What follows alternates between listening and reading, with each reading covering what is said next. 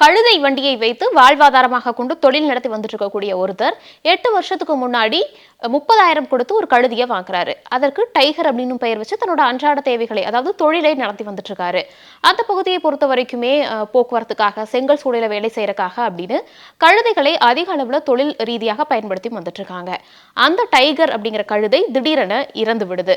அதற்கு பிறகு சரி, புதுசா கழுதை வாங்கணும், நம்ம தொழிலை வேற ஆப்ஷன் இல்லை, நம்ம தொழில் செய்யணும் அப்படிங்கிறதுக்காக சந்தையில போய் வாங்கலாம்னு போகும்போது அவர் கேட்ட விலை அவர் மயக்கமடைய செய்வதாக இருந்திருக்கு. என்ன விலைனா, 8 வருஷத்துக்கு முன்னாடி 30,000க்கு வாங்கின கழுதை இன்னைக்கு 2 லட்சம் ரூபாயும் அதற்கு மேலையும் விற்பனை செய்யப்படுவதாக அந்த நபர் குறிப்பிடுறாரு. எப்படி அந்த குறிப்பிட்ட பகுதியில் குறிப்பிட்ட காலகட்டத்தில் இவ்வளவு விலை உயர்வு அப்படிங்கிறது ஏற்பட்டிருக்கு, இந்த டிமாண்டுக்கு என்ன காரணம், இந்த விஷயம் எல்லாம் எந்த பகுதியில் நடக்குது அப்படிங்கிறத பத்தி இன்னைக்கு விரிவாக பார்க்கலாம்.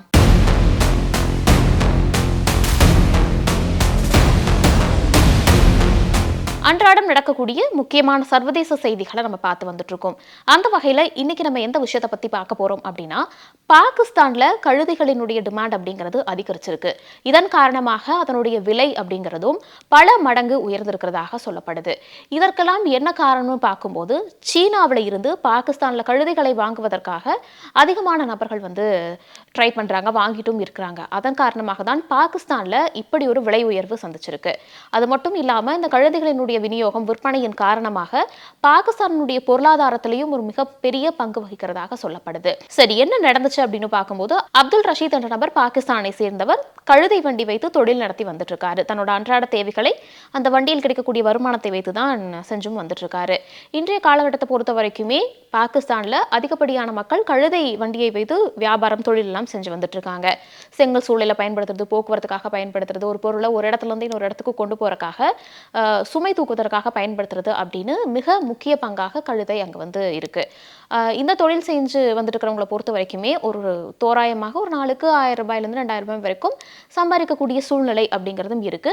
முக்கியமான வாழ்வாதாரமாக இருக்கிறதுனால அதனுடைய மதிப்பு அப்படிங்கிறதும் அங்கே எப்பவுமே இருந்துட்டு வந்துட்டு இருக்கு. அப்துல் ரஷீத் அப்படிங்கிற நபர் தன்னுடைய கழுதை இறந்ததன் காரணமாக இப்போ வாங்கலாம்னு போய் பார்த்துருக்காரு. 2 லட்சம் வரைக்கும் சொல்றாங்க. சரி, எப்படியோ ஓரளவு நம்ம வாங்கி தான் ஆகணும் அப்படின்லாம் கம்மியாக கிடைக்குமான்னு ட்ரை பண்ணும்போது ரொம்ப கம்மியான விலை, ஓரளவு ஆரோக்கியமாக இருக்கிற கழுதை அப்படின்னு எடுத்துக்கிட்டாலுமே 1.5 லட்சம் வரைக்கும் தான் இருக்கு. அதற்கு கீழே ஒரு கழுதை என்னால் வாங்கவே முடியல அப்படின்னு வருத்தம் தெரிவிச்சிருக்காரு. இன்னும் ஒரு விஷயத்தையும் சொல்றாரு. சரி, பரவாயில்ல, அந்த கழுதையை நம்ம வாங்கிடலாம்னு நினைச்சா அதை வாங்கி நான் அதிலிருந்து தொழில் பண்ணி நான் போட்ட முதலீட்டை எடுக்கிறதுக்குள்ள அதுக்கு ஏதாவது ஆயிடுமோ, அது இறந்து விடுமோ அப்படிங்கிற பயம் தனக்கு இருப்பதாகவும் சொல்றாரு.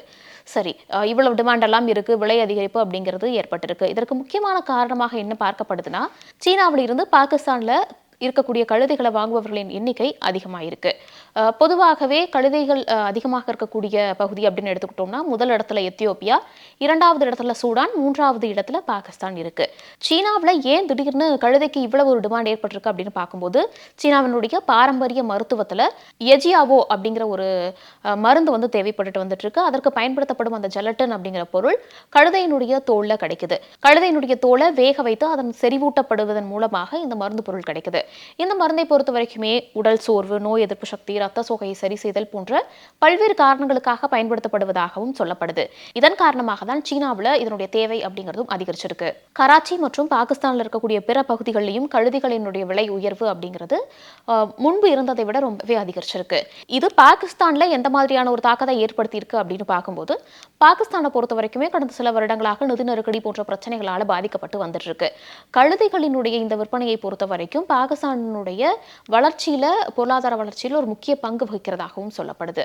அது மட்டும் இல்லாம புள்ளி விவரங்கள் அடிப்படையில் பார்த்தோம்னா, பாகிஸ்தான்ல இப்போ தற்போதைக்கு 6 மில்லியன் பக்கம் கழுதைகள் இருக்கிறதாகவும் சொல்லப்படுது. இந்த மாதிரி கழுதைகளை விற்பனை செய்யற விஷயத்தை பொறுத்த வரைக்குமே விலங்கு உரிமை ஆதரவாளர்கள் நிறைய பேர் இதற்கு எதிர்ப்பும் தெரிவிச்சு வந்துட்டு இருக்காங்க.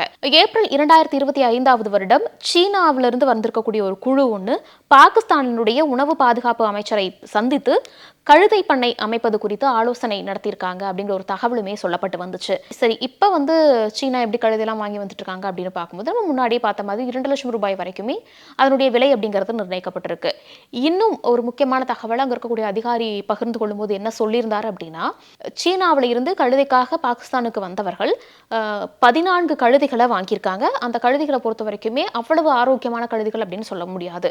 ஒரு ஆரோக்கியமற்ற கழுதைகள் லிஸ்ட்டில் வச்சிருக்கக்கூடியவைகளை ஒவ்வொன்றையும் கழுதையும் 40,000 கொடுத்து வாங்கியிருக்காங்க. ஸோ கழுதை அப்படிங்கிறது எப்படி இருந்தாலுமே அவங்களுக்கு தேவைப்படுற மாதிரியான சூழ்நிலை நிலவுவதாகவும் அவர் குறிப்பிட்டிருந்தாரு.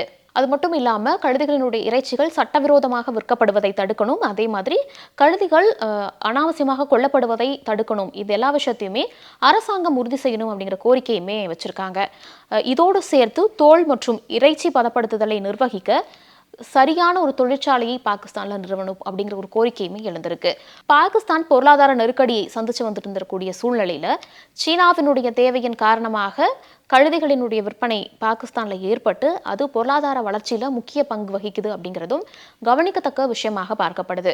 அதே நேரத்தில் நம்ம முன்னாடி பார்த்த மாதிரி இதற்கு சில நெகட்டிவான கமெண்ட்ஸும் வந்துட்டு இருக்கு. இந்த மாதிரி கொல்லப்படுவதையோ விற்பனை செய்யப்படுவதையோ தடுக்கணும் அப்படிங்கிற கோரிக்கைகளும் எழுந்து வந்துட்டு இருந்தாலுமே பாகிஸ்தானினுடைய பொருளாதார வளர்ச்சியில கழுதைகளினுடைய விற்பனை அப்படிங்கிறது தவிர்க்க முடியாத ஒன்றாக மாறிட்டு வருது அப்படிங்கிறதையும் நம்ம கவனிக்க வேண்டியதாக இருக்கு.